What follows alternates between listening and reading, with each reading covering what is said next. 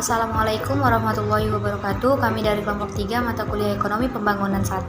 Di sini kami akan memaparkan materi yang berjudul Penduduk dan Pembangunan Sumber Daya Insani, di mana materi yang pertama akan dijelaskan oleh saya sendiri, Habibah Sobri.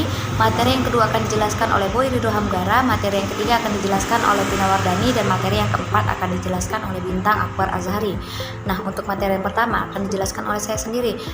Yang pertama itu isu dasar pertumbuhan penduduk dan kualitas hidup.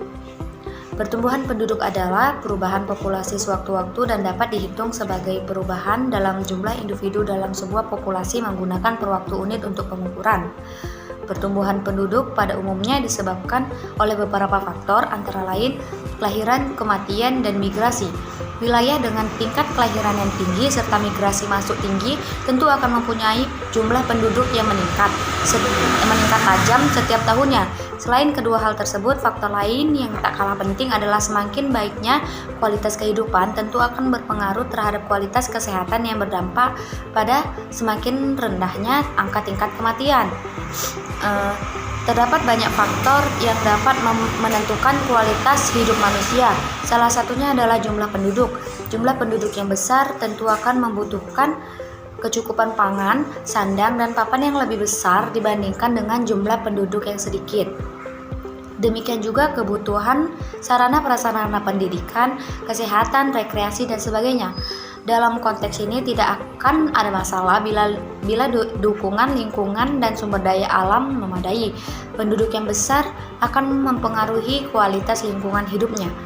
Bukan saja karena setiap penduduk akan menghasilkan sampah yang dapat mencemari lingkungan, tetapi juga akan terjadi perusakan lingkungan oleh penduduk itu sendiri karena desakan kebutuhan hidup yang tidak tertahankan. Karena kebutuhan makan sehari-hari yang harus dipenuhi, sementara sumber penghasilan tidak ada, bukan tidak mungkin mereka akan merusak hutan ataupun sumber daya lainnya yang mestinya harus dilestarikan keberadaannya.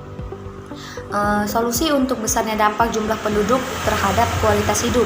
Yang pertama, solusi yang bersifat preventif. Maksudnya yaitu harus diupayakan agar jumlah penduduk yang besar tidak bertambah besar tanpa kendali, seperti melakukan program KB ataupun keluarga berencana. Yang kedua, solusi yang bersifat kuratif, maksudnya harus diupayakan upaya pemberdayaan ekonomi dan pembinaan ketahanan keluarga bagi keluarga miskin dan ataupun pengangguran. Mungkin itu saja yang dapat saya sampaikan. Materi selanjutnya akan dijelaskan oleh Saudara Boy Ridho Hamgara. Warahmatullahi wabarakatuh. Saya Boy Ridho Hamgara akan mempresentasikan yang berjudul Transisi Demografi Kontroversi Teori Malthus. Malthus mengemukakan beberapa pendapat tentang kependudukan. 1. Penduduk apabila tidak pembatasan akan berkembang biak dengan sangat cepat, memenuhi dengan cepat beberapa bagian dari permukaan bumi ini. 2. Manusia untuk hidup memerlukan bahan makanan, sedangkan laju pertumbuhan makanan jauh lebih lambat dibandingkan dengan laju pertumbuhan penduduk. Untuk keluar dari permasalahan kekurangan pangan tersebut, pertumbuhan penduduk harus dibatasi. Pembatasan pertumbuhan penduduk dapat dilakukan dua cara, yaitu preventive checks dan positive check. 1. Preventive checks yaitu pengurangan penduduk melalui penekanan kelahiran. Preventive check dibagi menjadi dua. Yang pertama, moral diri, yaitu segala usaha untuk mengekang nafsu seksual. B. Vice, pengurangan kelahiran seperti aborsi, penggunaan alat-alat kontrasepsi, homoseksual, promiscuity, adultery. 2. Positive checks. Positive checks yaitu pengurangan penduduk melalui proses kematian. Positive checks dibagi menjadi dua bagian. Vice, kejahatan, segala jenis pencabutan nyawa sesama manusia, pembunuhan anak, penumbuhan orang-orang cacat dan orang-orang tua. 2. Misery, kemelaratan, penyakit dan epidemi, kematian seperti bencana alam, kelaparan, kekurangan pangan dan peperangan. Sekian presentasi dari saya. Nah, selanjutnya saya akan membahas tentang konsekuensi pertumbuhan penduduk yang tinggi. Nah, kenapa sih bisa terjadi konsekuensi pertumbuhan pendudukan yang tinggi?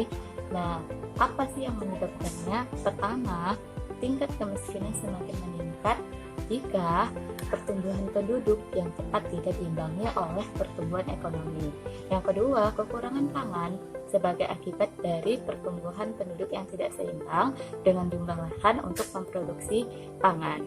Nah, yang ketiga, timbulnya permukiman yang kumuh di perkotaan sebagai akibat mahalnya harga tanah dan rumah. Keempat, pemerintah mengalami kesulitan. Selanjutnya yang keempat, pemerintah mengalami kesulitan menyediakan sarana kebutuhan masyarakat seperti sarana pendidikan, sarana kesehatan, dan perumahan karena lokasi yang sudah padat oleh pemukiman penduduk dan jumlah dana yang besar. Nah, yang kelima, meningkatnya kebutuhan ruang dan lingkup hidup. Yang keenam, tidak seimbangnya kebutuhan akan lapangan pekerjaan dengan pertumbuhan penduduk yang jika dibiarkan lebih lanjut akan menyebabkan masalah sosial lainnya seperti kemiskinan dan konflik antar penduduk. Kebijakan untuk mengatasi permasalahan pertumbuhan perempuan dan kebijakan pengendalian kelahiran. Salah satu usaha pemerintah untuk menekankan tingkat pertumbuhan penduduk di Indonesia adalah Program Keluarga Berencana atau KB. Masalah kependudukan merupakan salah satu di antara masalah yang gawat. Bahkan, masalah tersebut sangat mendesak di negara-negara yang sedang berkembang.